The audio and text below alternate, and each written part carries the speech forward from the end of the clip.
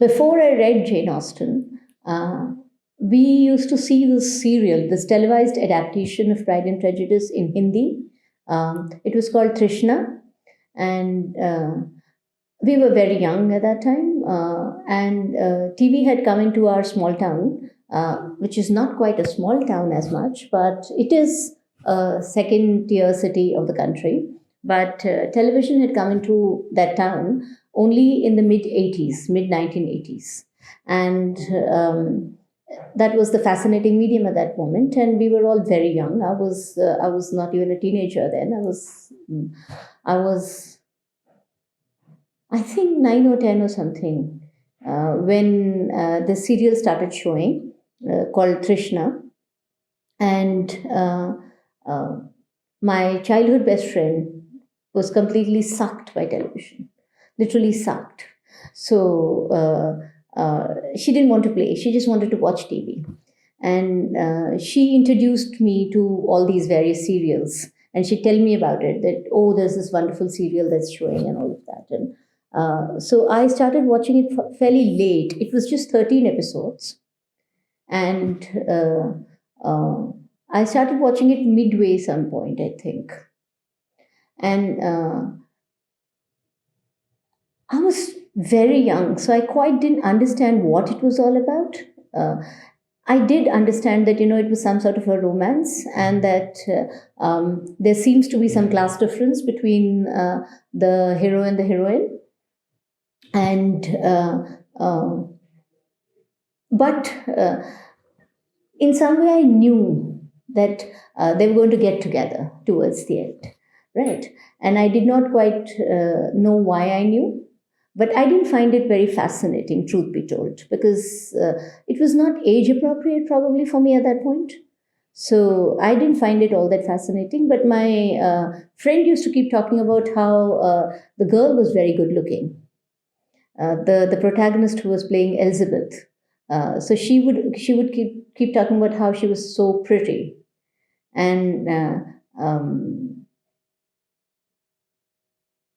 And of course, my mother and her friends were talking about it too.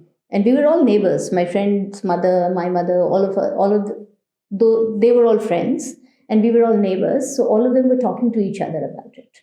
And therefore, we kept hearing about it. And I realized that it's actually a very popular serial. And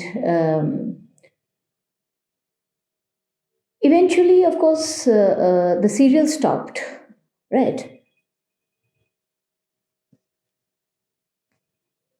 The serial stopped, and we kind of forgot about it, right? Later, when we were in school and we started reading these, of course, at that time we were already in school, but when we were in middle school, we started reading these abridged versions of various British 19th century fiction. And that's the point at which I read many of these abridged versions of various Jane Austen novels, right? I think the first one I read was Sense and Sensibility in an abridged version. And then I read Pride and Prejudice. And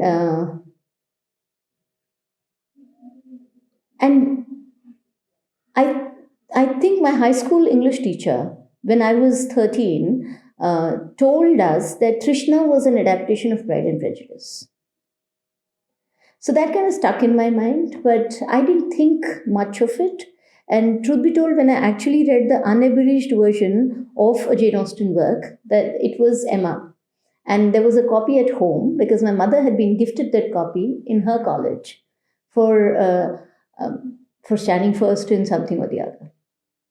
I forgot.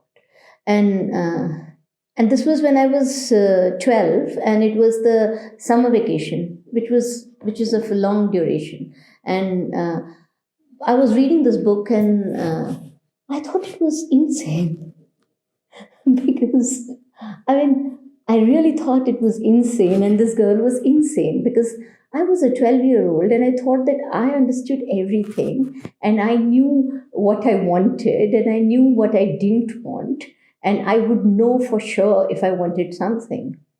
And I couldn't understand how this woman who was matchmaking for everybody around the world didn't know that she was interested in this guy. So I didn't want to have, I thought that this is insane. I don't know why people want to read this and what is the joy of reading it, you know?